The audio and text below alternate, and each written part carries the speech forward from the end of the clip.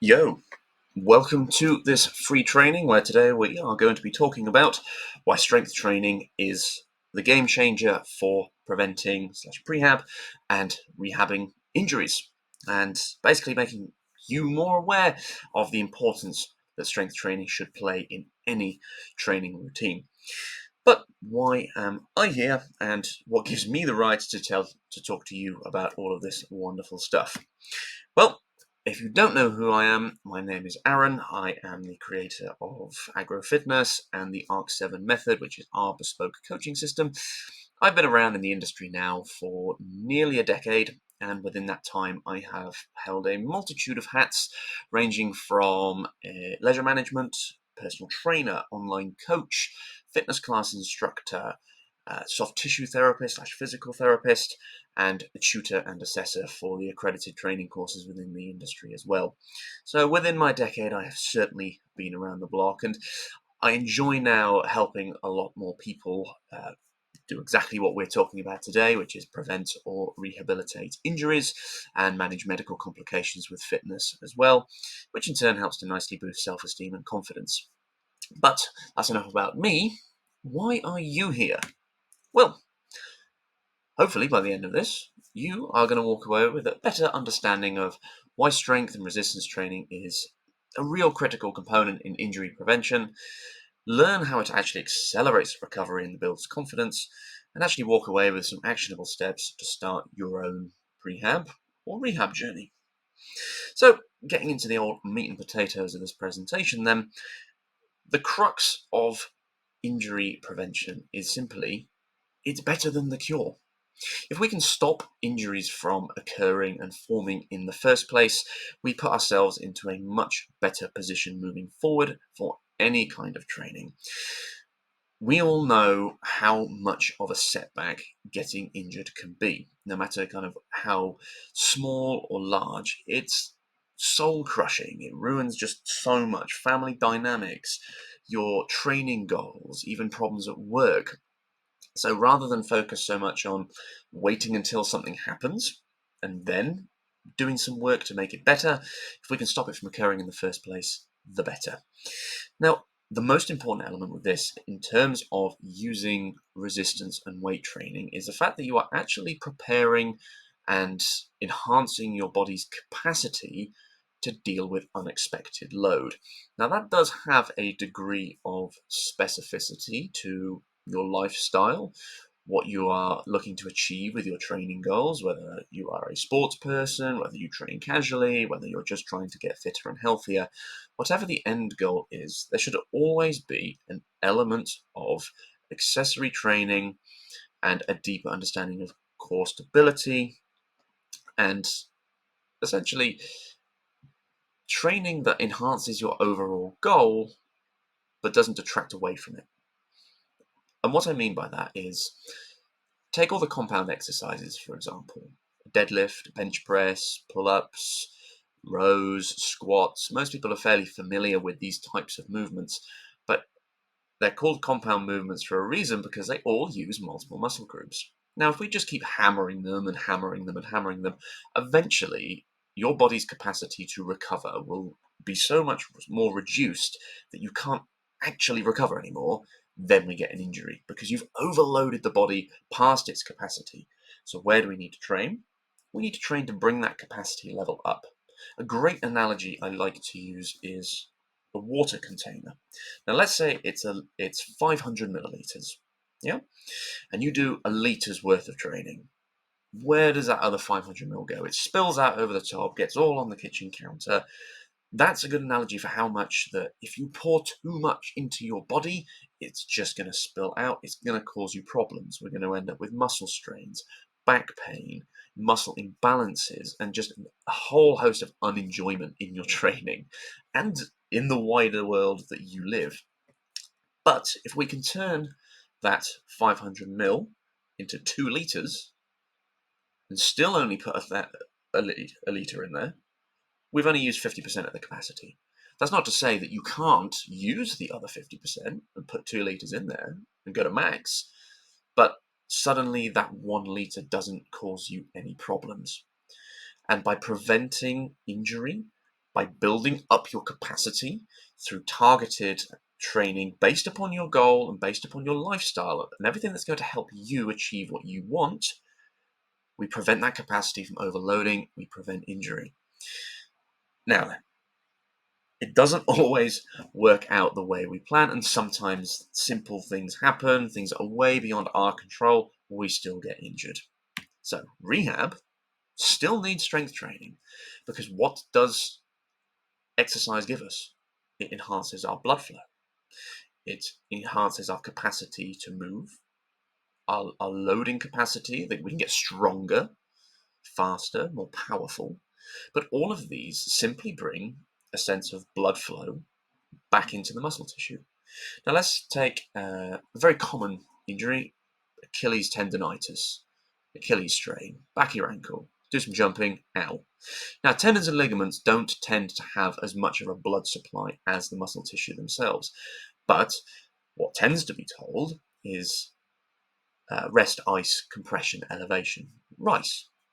And it's what a lot of people still do. And there's nothing necessarily wrong with it, but oftentimes it's done for too long. The rest period is done for too long. That everything kind of stagnates. That repair process that your body's already doing just kind of stops, slows down, and actually turns what could arguably be an 8 to 12 week recovery period into 16, 24, 36, however long it takes, because it doesn't get moved. So rehab needs strength training because by doing the strength training, it brings blood flow back in. And what comes with that blood flow is nutrients, oxygen, proteins, all these wonderful repairing tissues that help to recover the initial injury, but bolster it up and strengthen it against further injury.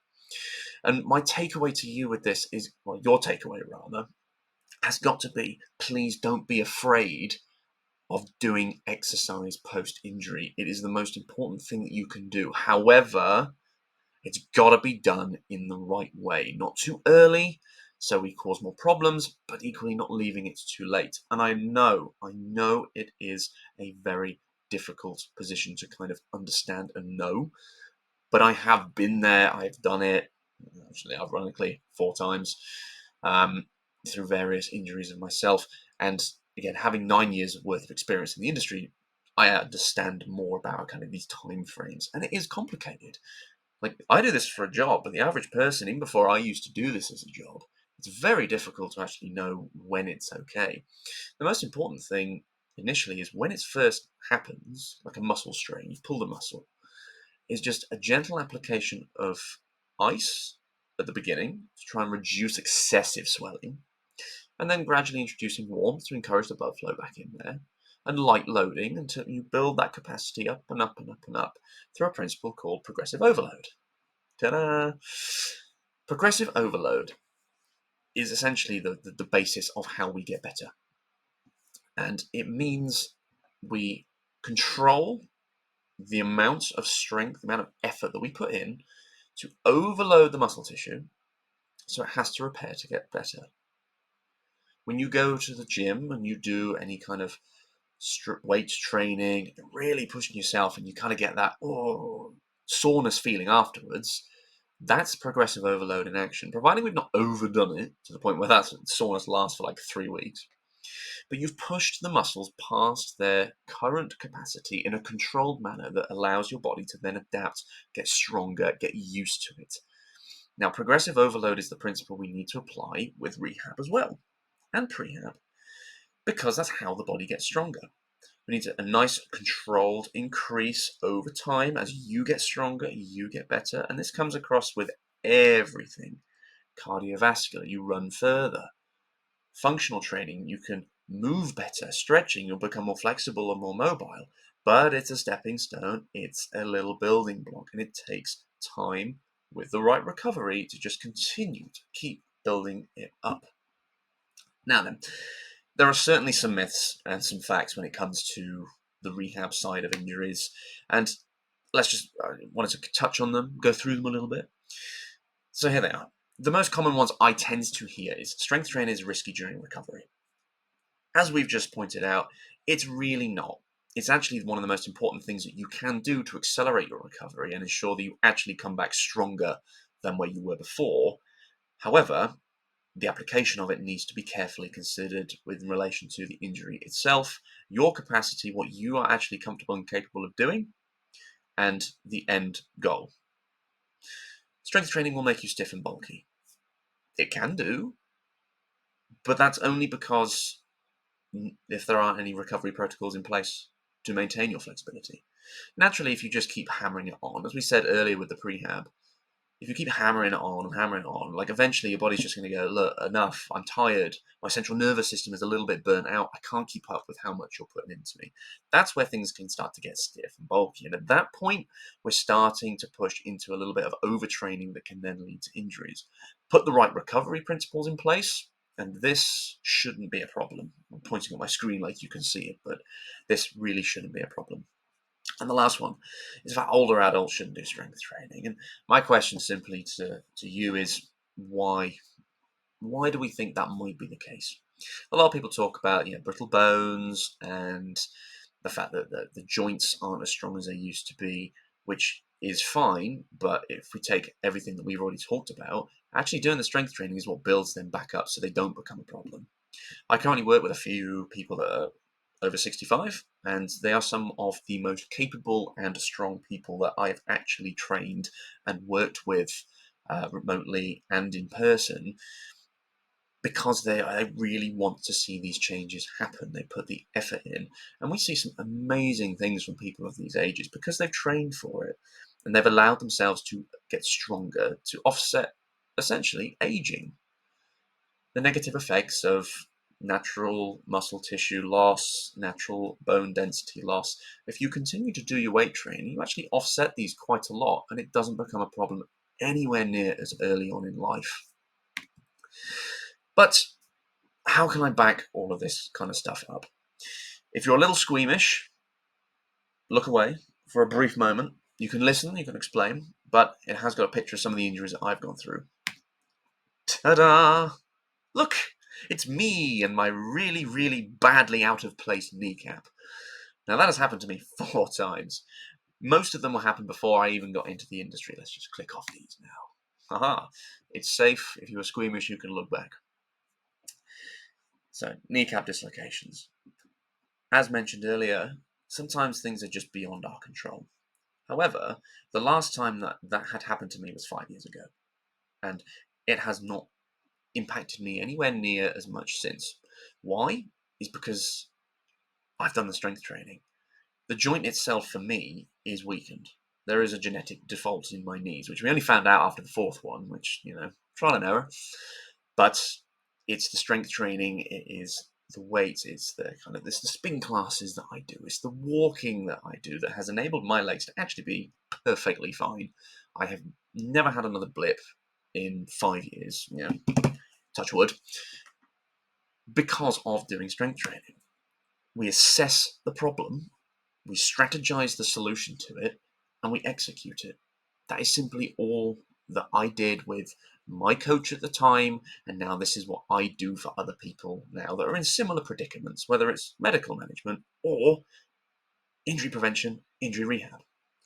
But I use something called the ARC7 method, which is what I created, and it covers everything within all of these little kind of sub-genres, the 7 core principles of fitness that often get forgotten about. Musculoskeletal strength and endurance. We want a strong body, we want strong bones, we want to be able to move better. Cardiovascular health, heart and lung health. It goes without saying, really important for all of us to be able to use oxygen better, which also helps fuel muscle tissue, which makes your strength training even better. Mobility and flexibility. The better that we can move, the better that we can train, the less pain we're in, the less risk we are of bad injury. Nutrition guidance, and just nutrition as a whole. Food is fuel. At some point, you've probably all heard something to that effect, and it is true.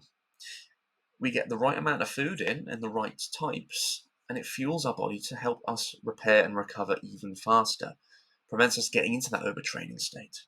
And the other 3, which tend to be forgotten about, is motor skills, social fitness, and emotional fitness. Motor skills are very much in tune with things like your balance, your power, your agility. coordination, speed, things that you might not necessarily think you need, but they're things that appear all the time and every day. And social and emotional fitness. Within the programs that I use, one of the most important aspects is the fact that we are social beings. We are humans. We're social animals. We are complex animals in terms of emotion as well. To look after those two, because having done injury rehab for myself, it can be a lonely process. And same as it's also a confusing process if you're trying to figure out how to do it yourself. So making sure that you're socially fit, you're surrounding yourself in a good environment that enables you to make the changes and get stronger and achieve what you want, and emotionally stable to understand that actually we're equipping you to deal with the stresses of doing injury rehab. It is frustrating, like 100%. There's no denying that. But we can talk through it, understand why we do things a certain way. And hopefully you're already thinking, okay, actually, I could start doing some training now to make myself better, prevent myself from hurting. In terms of how the ARC7 method has helped others, we can go through some of these. Just a little myriad of the type of people that I work with. We've gone from post-surgery knees. That was always a fun one. 16 weeks post-knee surgery to being able to do squats, and we continue to build on every day. Broken wrists, with Joy here. That was a fun one, but we just adapted the training. We still were able to do things and work on our other sub goals, and including things like the work from some of my remote guys and girls and everyone in between, wherever you identify yourself in that. But so much can be done to enhance your daily life, enhance your pain, enhance your pain, enhance your pain management. That'd be a great coach thing, wouldn't it? Just make you hurt more. But in terms of your actionable steps, what I want you to take away is understanding that strength training is your friend. There are so many ways to approach it. It doesn't have to be in the gym lifting weights. It doesn't have to be doing push-ups in the park. What it has to be is something that simply works for you. Whether or not you are wanting to prevent or to rehab. There's so much that can be done. And if you're in these kind of boats, let's have a little chat. Open invitation, no obligation at all. If you want to have a chat, just shoot the shit, fire ideas away. I'm only on the other end of a phone. Book a call, and more than happy to talk through and see what can be done to help you. So, thank you for joining me, and I hope you have come away with a better understanding. But if you do have any more questions, please just fire away. Message me, drop me an email, drop me a message on Instagram, Facebook. I'm pretty much available everywhere. But thank you again for watching this presentation, and I hope to see you very soon on the next one.